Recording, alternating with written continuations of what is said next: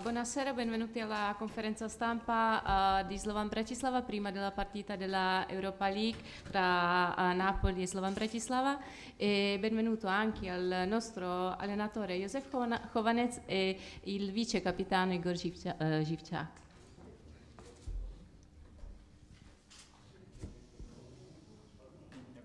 Igor, posledný zápas roka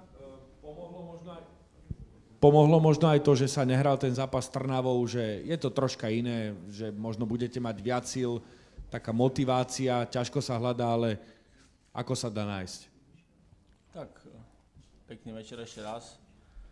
Si myslím, že motivácia určite je.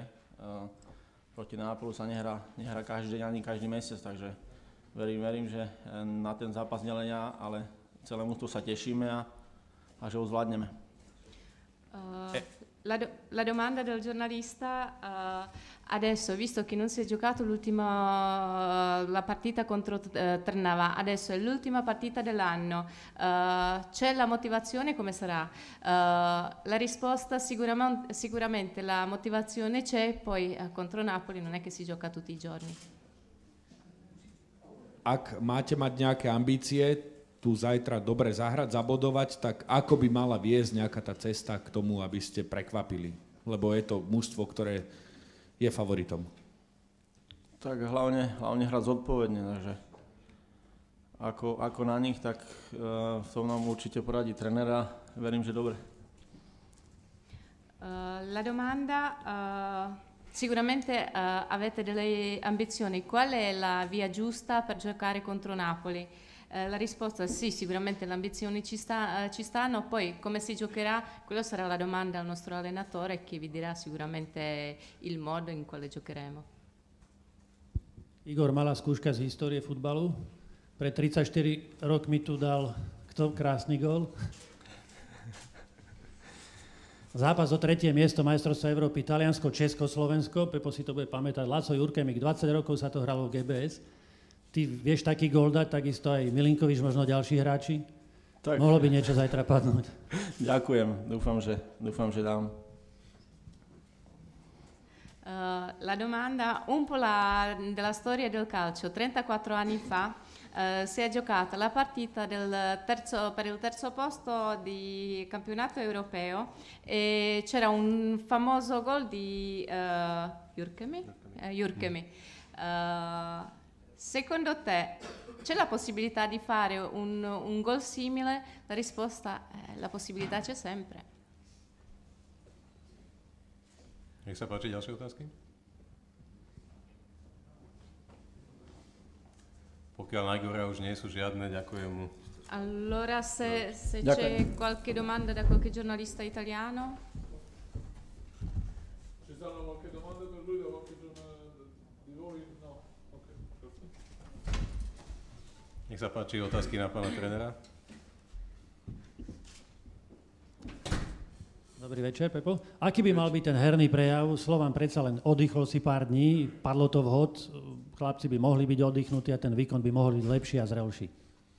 Tak Igor tu dostal otázku, motivácia, myslím, že není potreba hľadať motiváciu v zápase v Európskej ligy s žiadnym súperom, ale teraz máme možno, že posledný zápas v sezóne nám vyšiel ten, že hráme proti Neapoli, takže určite by nás mala zdobiť aktívna hra, väčšie sebevedomie proti predchádzajúcim zápasom, viac si dovoliť, aj keď je ten súper samozrejme favoritom zajtrajšieho zápasu. Takže pre nás určite aktívna hra, zodpovedná hra, tak aby sme sa vyvarovali chýb, ktoré nás stáli, alebo Slovan stáli body v Európskej lige, pretože to boli fatálne chyby, individuálne chyby. Takže toho sa vyvarovať, hrať aktívne, zodpovedne smerom dopredu, zlepšiť agresivitu a samozrejme zakončenie. Bez strely na bránku asi ťažko môžeme potom pomýšľať na úspech. La domanda, adesso visto che non avete giocato l'ultima partita, sicuramente la squadra è riposata, come sarà il suo gioco? Sicuramente sarà piena di forze. La risposta sì, ci ha aiutato molto, poi una cosa bella è che l'ultima partita di questa parte dell'anno sarà proprio la partita di Europa League qua a Napoli. E una cosa buona, dopo il riposo, i giocatori hanno una buona voglia di giocare bene, hanno fiducia in se stessi. Sarà importante che siano attivi durante il gioco, che abbiano la responsabilità nel suo gioco. È vero che c'erano delle partite che non abbiamo giocato tanto bene, ci sono state fatte diversi errori molto importanti anche da parte individuale, non solamente di intera squadra. Cercheremo di non rifarli anche domani.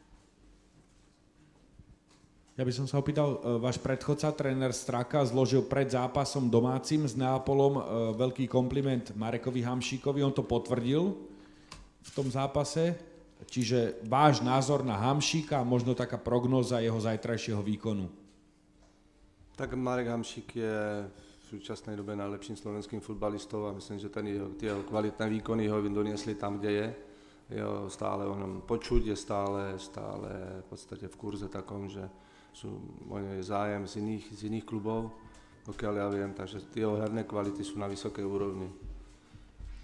La domanda, prima della partita contro Napoli, l'andata, fu allenatore Straka, ha fatto i complimenti al gioco di Hamšík. Allora, la domanda è, com'è il gioco, com'è Hamšík in questo momento? Sicuramente Hamšík è il miglior giocatore slovacco in questo momento, il suo gioco è molto importante, perciò pure io devo fare i complimenti a come gioca. Ešte bolo náročné pripraviť mužstvo na zápas proti týmu. Ťažko sa predpokladá tá zostava Neapola, pretože hrajú s Milánom, majú postup istý, čiže tá príprava vaša bola o to náročnejšia, že neviete, kto vybehne? Z tohoto pohľadu ani nie, tak skôr je pre nás to bolo ťažšie, tú našu zostavu. Sami viete, že máme dlhodobé problémy, že chýba 9 hráčov zranených, že tá zostava nie je úplne optimálna. Bohužiaľ tak to je.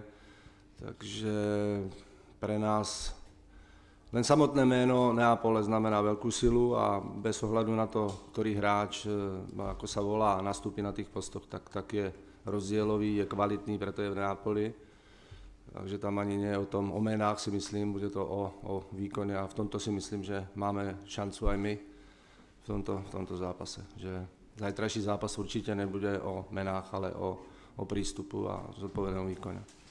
La domanda, com'era la preparazione per la partita di domani, visto che Napoli poi domenica gioca contro Milan? Sicuramente ci saranno tanti dubbi sui giocatori che giocheranno domani. Com'era questa preparazione per domani? Risposta, per noi più il problema dei giocatori che giocheranno quelli di Napoli. Il problema sono i giocatori nostri, perché abbiamo 9 fuori gioco per malattia, perciò per noi è molto difficile a decidere chi andrà a giocare, come andrà a giocare. Poi la squadra di Napoli, ogni giocatore, se gioca a Napoli significa che deve essere bravo, altrimenti non avrebbe giocato qua. Perciò la forza è non solo in ogni giocatore, in tutta la squadra, e pure noi dobbiamo giocare così, la forza della squadra. V domácom zápase proti Sparte ste zvolili takú, povedal by som, defenzívnejšiu taktiku, dlho slávila úspech. Naopak proti Bernu to bolo od začiatku veľmi aktívne. Máte vymyslený na zajtra nejaký tretí variant? A myslím, že asi najvhodnejšie bude kombinácia týchto dvoch variant. Keby vyšla, tak by som bol veľmi spokojný, ale skôr ten náš akcent bude na zodpovednú hru, na rýchlejšiu prácu s loptou, pretože čakávame, že tempo hry bude ďaleko vyššie než v zápase so Spartou a aj v zápase s Bernom. Takže tak, aby sme boli aj po tejto stránke dobre nachystaní, aby sme zvládali hráčov na pole v práci s loptou, v rýchlosti, takže aby sme sa v tom vyrovnali alebo prečili ich v tom. Takže určite sa budeme snažiť takticky pripraviť tak, aby tá taktika vyhovovala nám. La domanda era, La partita contro Sparta l'avete giocata molto in difensiva, al contrario contro Verna il gioco vostro era molto attivo, molto offensivo. Avete una terza variante per la partita di domani contro Napoli. Sicuramente sarebbe bello riuscire a combinare questi due tipi di giochi e fare un misto proprio per domani. Importante sarà sicuramente la velocità, tutti i giocatori dovranno giocare molto responsabilmente e importante sarà la tecnica e proprio il lavoro con il pallone.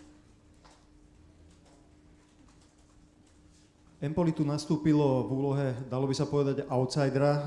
Zajtra bude tá situácia podobná, že Slovan nastupuje ako ten tým, od ktorého sa čaká možno menej a to Empoli dokázalo si vytvoriť náskok a napokon bodovať.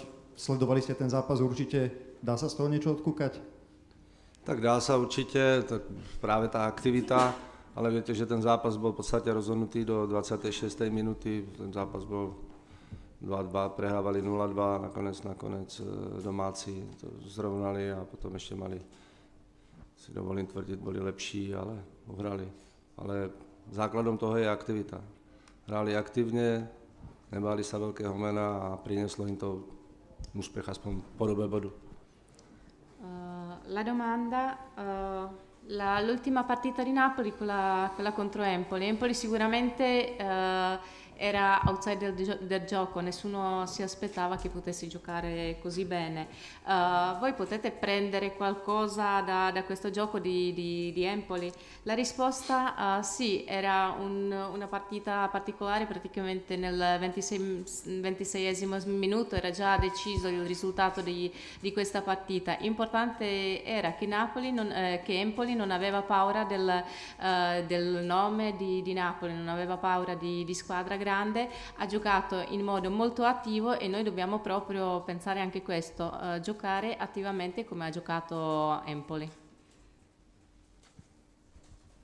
Sa hovorí v Slovane o zmenách, že prídu, čiže toto je taká posledná šanca pre niektorých hráčov, aby vám niečo dokázali, alebo už nejako je to rozhodnuté, alebo ako sa vy zachováte? Proste je to posledný zápas tohto roka, tak, čiže ak majú prísť nejaké zmeny, tak možno to nejako ovplyvní tento zápas.